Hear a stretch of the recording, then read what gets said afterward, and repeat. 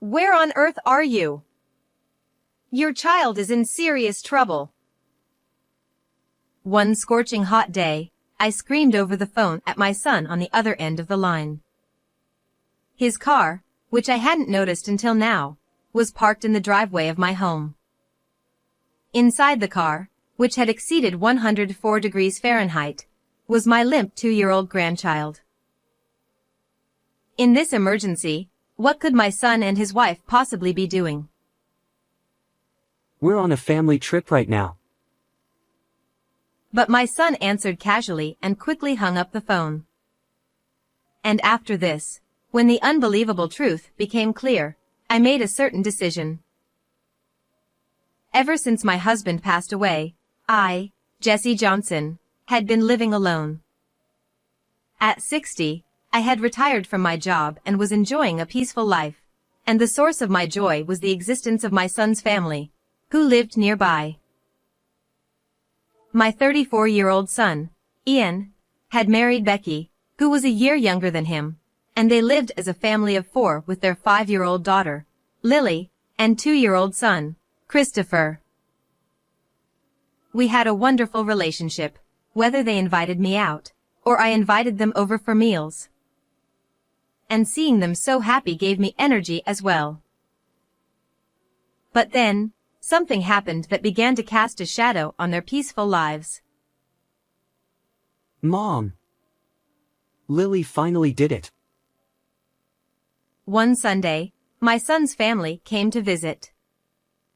The moment they stepped inside, Ian, with a cake box in one hand, excitedly lit up with joy. Lily, my granddaughter, had long dreamed of joining the entertainment world and aspired to become an actress. Ian and Becky, supporting her dreams, had registered her with a child talent agency. And now, Lily's hard work had finally paid off. She got chosen for the lead role in a drama. The director is famous, and the actors are all very popular too. She's even been praised as a genius on set. Just like I thought. She's amazing. Just like my kid. Listening to my son and daughter-in-law's excitement, I felt my heart swell with pride. I knew that my granddaughter had sacrificed playing with her friends to attend daily lessons for her dream. Her hard work had finally paid off, and there was nothing more gratifying. Lily, that's wonderful. Your dream came true. However, the moment I looked at her face, I was taken aback. Despite her dream finally coming true, my granddaughter didn't seem overjoyed. Moreover, when I looked closer, I noticed Christopher, her little brother, sitting with a downcast expression. Is something wrong with the two of you? You both seem a bit down. It's just that she's a little nervous about the big role. She'll be back to her usual self after having some cake.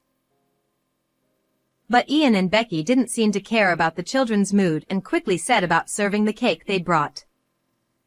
Yet something was off. Lily, you'll have this shortcake, right? Mom, which one do you want?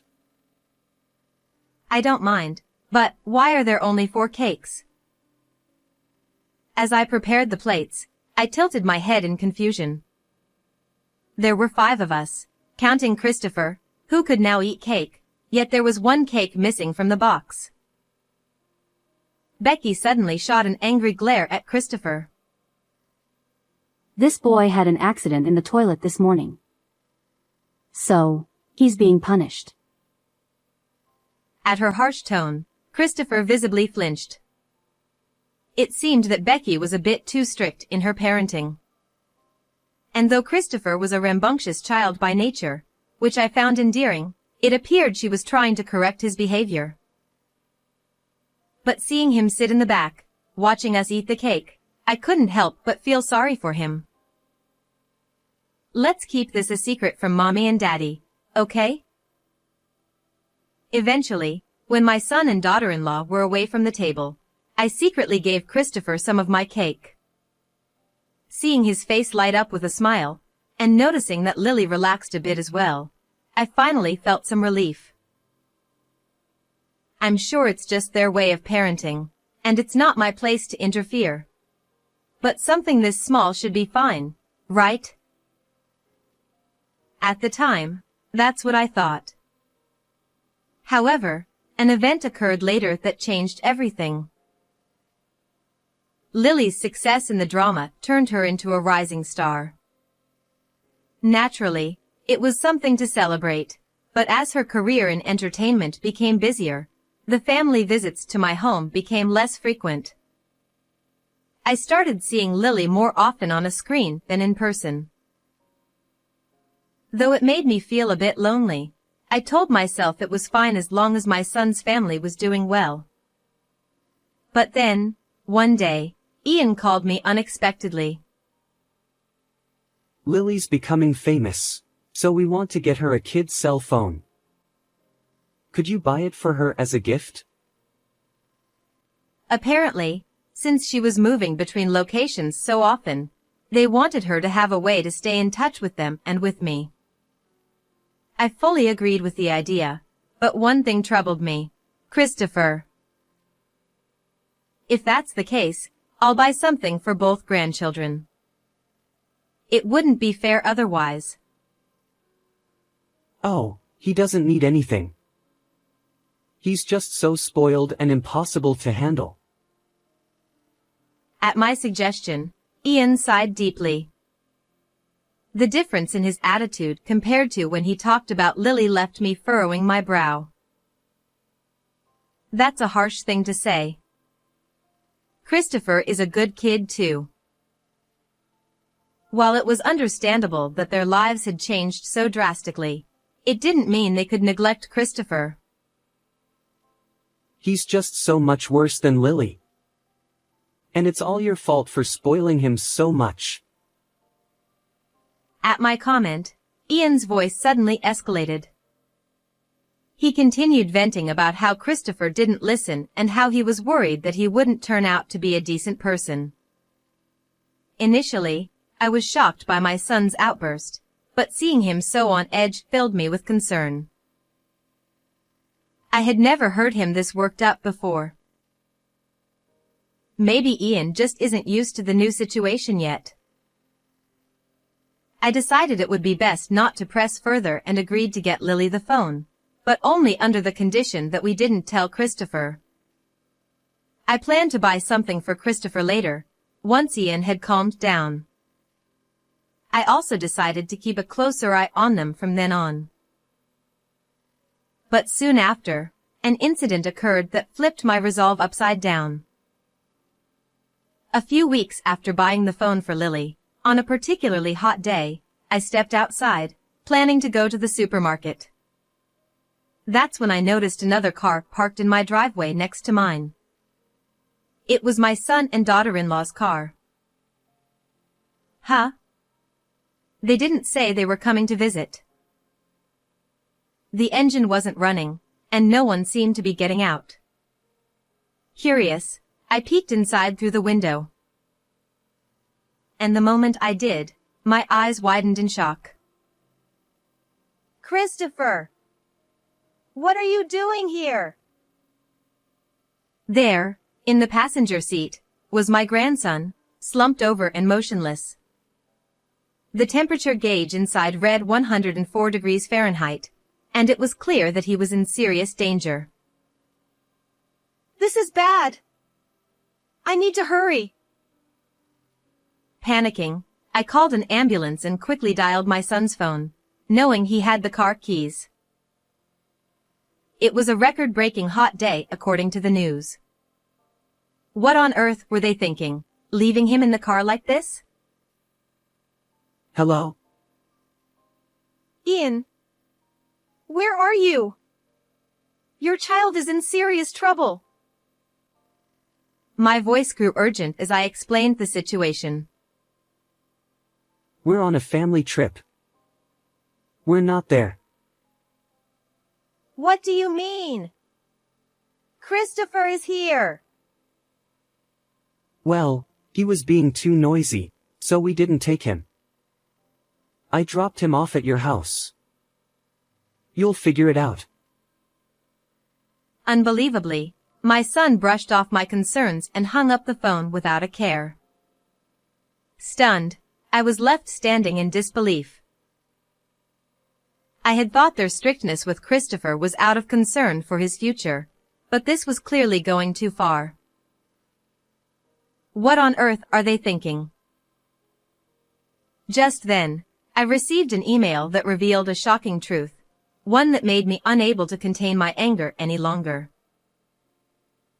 The next morning, after the incident, I arrived at a hotel alone. Of course, I wasn't there for pleasure. I had a clear goal after learning the truth. I will never forgive them for this. Clenching my fists, I entered the lobby and saw two familiar figures sitting comfortably. Approaching them, I called out, "What are you two doing here?" Ian and Becky, chatting casually, turned to look at me in shock. What? Mom! Why are you here? Where is Lily? She's still asleep in the room. We just got out of the bath. Seeing them leisurely enjoying their trip while Christopher had been left behind, my anger hit its peak. How could you even do such a thing? To treat your own child that way? Recalling the terrifying scene I witnessed in the car the previous day, I shuddered. A few minutes after we found Christopher unconscious, an ambulance and rescue team arrived, and he was somehow saved. Thankfully, he survived with no lasting effects, but the doctor told us that if he had been found any later, he wouldn't be alive today. He's in the hospital now, but... Do you even realize what you've done? As a mother myself, no matter how old they get, your children are always precious. I couldn't comprehend how they could leave their child in such a dangerous place while they enjoyed themselves. It was unthinkable. You're overreacting. That was just discipline. Exactly. If only Christopher could be more like Lily and make things easier for us. But he's just noisy. Yeah, who wants a kid throwing tantrums on vacation? We were nice enough to leave him in front of your house, weren't we? I let out a deep sigh as I watched the two of them show no sign of remorse.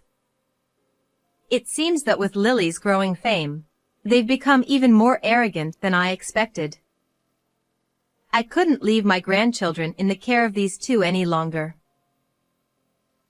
Do you even know how I found out about this place? It was Lily who told me. They hadn't expected Lily to be involved, and my words left them wide-eyed in shock. It all started when I received a message from the kid's phone I'd given Lily, right when Christopher was being rescued. The message said, "Christopher's still in the car. Grandma, please help him." Even though their parents were treating her brother this way, Lily was the only one looking out for him. What? When did she? That's not all she told me. I know everything about what you've been doing. I stepped closer to my flustered son, showing him my conversation with Lily. After I informed her that Christopher was safe, she began pouring out everything that had happened. Lily told me that Ian and Becky constantly took out their frustrations on her brother. If he made even the slightest mistake, they'd withhold food or hit him. Everything she revealed was too cruel to pass as discipline. It was then that I resolved to bring my son and his wife to justice. But that wasn't the only shocking revelation. And it wasn't even Lily's choice to enter show business, was it? And what you've been saying to Christopher? To my horror, What I had always thought was her dream turned out to be something her parents had forced upon her. Over and over again, she had begged them to let her play with her friends at school. And as for Christopher, they had constantly told him things like, "We don't need you," or "One child is enough for us." Naturally, Lily had been forbidden by her parents to speak of this, but she finally couldn't take it anymore and found the courage to reach out to me for help. "How could you say such things to your own child? You're both unfit to be parents." Realizing the full extent of their horrific actions, I glared at them with all my might. But instead of showing remorse, they exchanged glances and gave the most unsettling smiles. You can say what you want, but it won't change the way we think, will it? That's right. Even though we dropped him off, it would have been easier for us if Christopher had just passed away. I stared at them in disbelief as they chuckled and carried on their vile conversation. I had already decided not to forgive them the moment Lily reached out to me, but hearing this confirmed that they needed to be properly punished. "I'm sorry to say this, but you'll never see your children again." What? What do you mean by that? Still oblivious to the situation, they looked up at me with careless grins. "The police are on their way, and the story's going public. The world won't stay silent. I've already spoken to all the necessary authorities." At that moment, their faces tightened with fear. What they didn't know was that after realizing they were incapable of raising children, I had reported the entire situation to Child Protective Services, the police, Lily's agency, and even the media.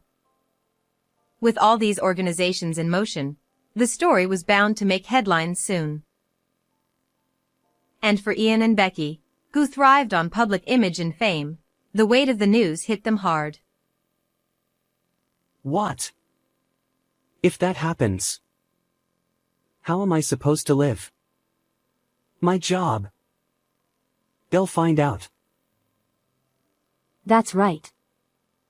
This whole vacation was paid for with Lily's earnings. Don't take our children from us.